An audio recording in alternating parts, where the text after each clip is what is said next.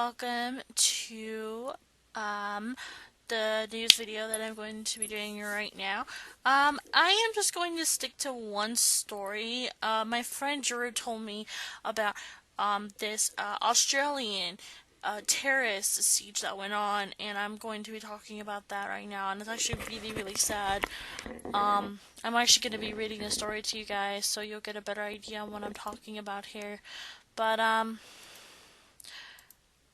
well, I'm sitting here reading, and all of a sudden, I get to this part where, fact of the matter is, this guy is a terrorist, right? He took two lives and shot up a cafe in Sydney, Australia. And I'll tell you what, this is the kind of thing where you sit and you just freaking think about it, like, what the fuck is wrong with our fucking universe? People are killing people, other people are killing people, he took hostages, and you have school shootings going on, you have kids killing their parents. What the fuck is going on here? I really, really wonder what Obama's doing about this, because this is the kind of thing that's fucked up our world, and it's awful. It's awful that this fucking dickhead went into a cafe and shot up the place like he was in a damn Grand Theft Auto. I just think this is just ridiculous that he did this to innocent people, for that matter. I just cannot believe that. Like, what kind of world are we living in where this is okay? I mean, it may be international news, and they may be in Australia, but here we are in the USA, we're dealing with the same shit. So it's like, whatever shit is going on here is going on 10 times worse in another fucking country. And I just think it's fucking ridiculous. So, here's the story. On 9:44 a.m. on Monday, a woman raised the alarm with police after seeing a man outside the cafe carrying a blue sports bag with a gun inside. Channel 7, which is located opposite of the cafe and was broadcasting live at the time, showed footage of hostages with their arms in the air. Two of the hostages were forced to hold up their captor's flag, declaring there is no God but Allah in the window. What? About 4 police quickly evacuated the area, and the workers across the city were sent home early. About 4:35 on Monday, the first 2 hostages ran from the cafe's main doors. A mature man followed by a man in his 30s who appeared to punch the air.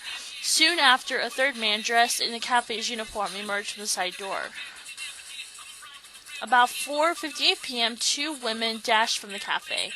It was mainly quiet until Tuesday's morning dramatic raid. Okay, so it's just a normal day, right? And then all of a sudden there's this fucktard with a bag with the gun that's clearly visible on the outside of the cafe where there's people working, and he's taking hostages. This is the kind of fucked up world that we have, that we live right now. Now, there's more, listen.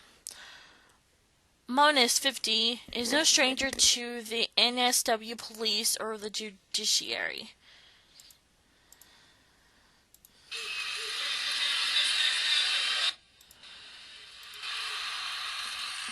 I'm just blown away at this. Like, literally blown away at the fact that this fucker, it's fucking ridiculous. I'm sitting here trying to read this story, and I'm getting all kinds of mixed emotions, because, it's just the fact that we always get this kind of bad news about our world, like fighting and shootings and all of this stuff going on, and it's really sad. He first came to the attention of police when he penned poisonous letters to the family of a dead Australian soldier 7 years ago. Last year, he was charged with being an accessory to a murder of his ex-wife, a mother of 2. Really? Most recently, he was charged with more than 50 allegations of indecent and sexual assault relating to a time allegedly spent as a self-proclaimed spiritual healer who dealt with black magic as a premises in Western Sydney more than a decade ago. It is understood Monday's incident followed an unsuccessful last-ditch attempt on Friday to have the case heard in the High Court. Monis is not believed to have any formal links to any terror organization. Families of those taken hostage were waiting for the news outside St. James Supreme Court precinct when the siege came to a head. It has been an agonizing 16-hour wait since Monis first entered the cafe on Martin Place during Monday's morning peak. Okay, so this guy has a history of crime. So there's no surprise that he went ballistic and decided to shoot up a cafe. There's no possible motive here. What does this guy think he's going to get out of it? He's going to kill a couple people and then kill himself? I mean, from my understanding, he's dead. He got shot and got killed. But the point is this guy's taking hostages, and he has a history of crime already, so he's got tons of shit on his record already. What did he really think he was going to get out of this? Injured in a hospital. At least 4 hostages were injured. Royal High Shore Hospital confirmed they were treating a woman in her 40s for a gunshot wound to her leg. She was in a serious but stable condition.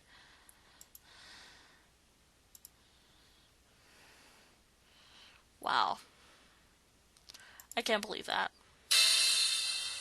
Another woman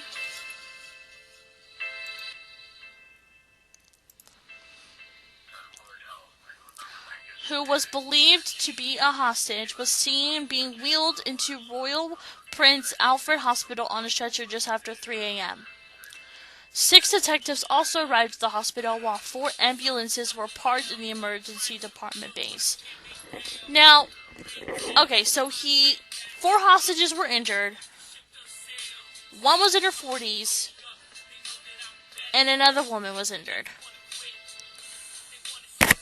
What the hell was this guy thinking? Alright. NSW Police Commissioner Andrew Skipion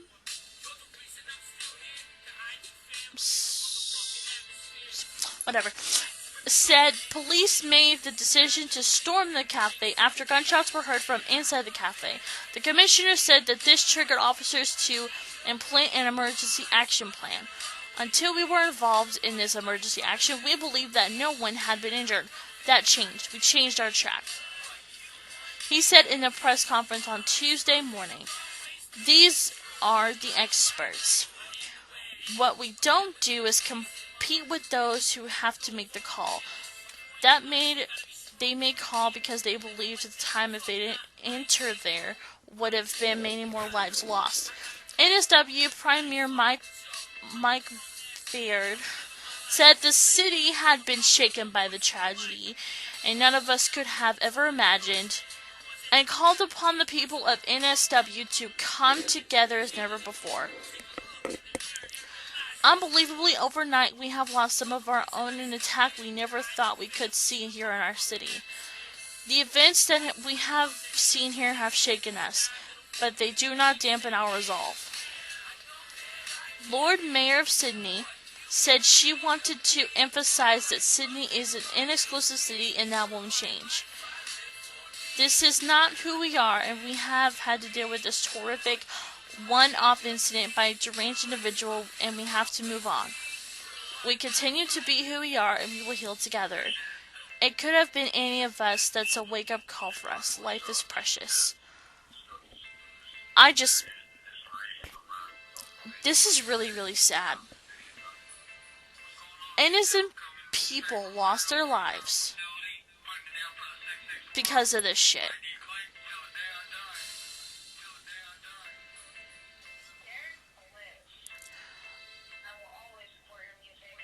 I am just, I'm blown away. This is the kind of shit that we have to deal with, and it's not a good thing. There's more. There's nothing more Australian than dropping at a local cafe morning for a morning coffee, and it's tragic beyond words that people going about their business could have been caught in such a horrific incident. Our hearts go out to all of those caught up in this appalling incident and their loved ones. On behalf of Australians, I extend my sympathy to the families of the two hostages who died overnight, who would be Katrina Dawson and Tori Johnson. These events do demonstrate that even a country as free, as open, as generous as cafe as ours is vulnerable to acts of politically motivated violence. But they also remind us that Australia and Australians are relentless and or we are ready to respond. Okay. This entire story just makes you think life is very fucking short. My heart goes out to the two people that lost their lives, all of the people who were involved in this horrific incident. I may be living in America, but my heart goes out to all the loved ones that were involved in all of this business. And it sucks that you can't even go out for morning coffee to start your day, and then all of a sudden you end up in this situation where your life is at stake and there's nothing you can do to stop it. I can't believe it. This is not the first time I've heard of something like this, but in Australia, I mean, come on. I mean, what's next? Is Obama doing anything about it? No. Because Obama's Obama. Me? I'm a 20-year-old girl who lives in the United States who wants to help the world. And be able to say that this shit is fucked up where you can't even go out for morning coffee anymore. You can't go to a movie theater without getting shot.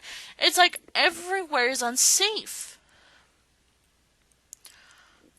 My condolences to the two people who lost their lives and whoever else was involved in this bullshit of a traumatic and violent issue.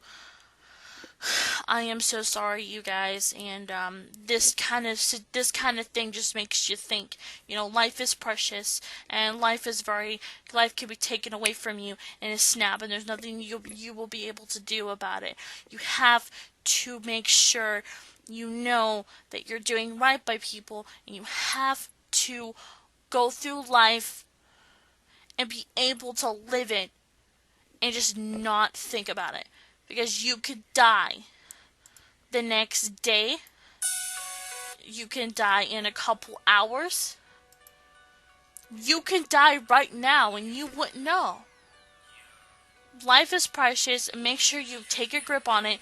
Use this story as an stepping stone and be like, okay, my condolences to all the people, but I have to take my life and hold it close to my heart and just live every day like it's your last day, because you're never going to know when it's going to end.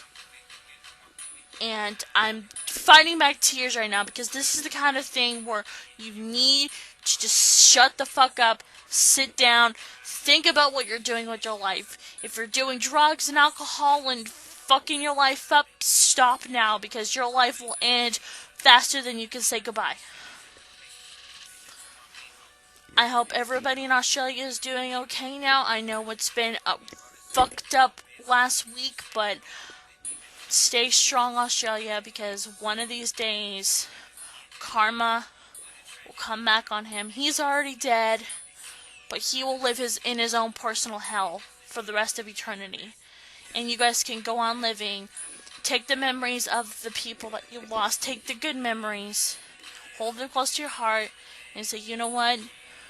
Use this as a lesson, a life experience, because nothing is more precious than life. And it could be taken away from you any second and any time. So I just want you guys just to think about it. Question of the day. When do you think about the story? Are you sad about it? do you think that, there's anything we can do to change that? It has nothing to do with racism, but it's an act of terrorism. And no matter how much you look at it, it's still bad. So, thank you guys for watching today's video. This is the news that I wanted to talk about. There's a lot of other things going on, but I just feel this took priority, and I had to sit here and talk about it because it's really upsetting. So thank you guys for watching. Sorry the video was so long. Please subscribe, like us on Facebook, and follow us on Twitter, and share this video with your friends. Okay. Alright, I will talk to you guys soon. Nerd out.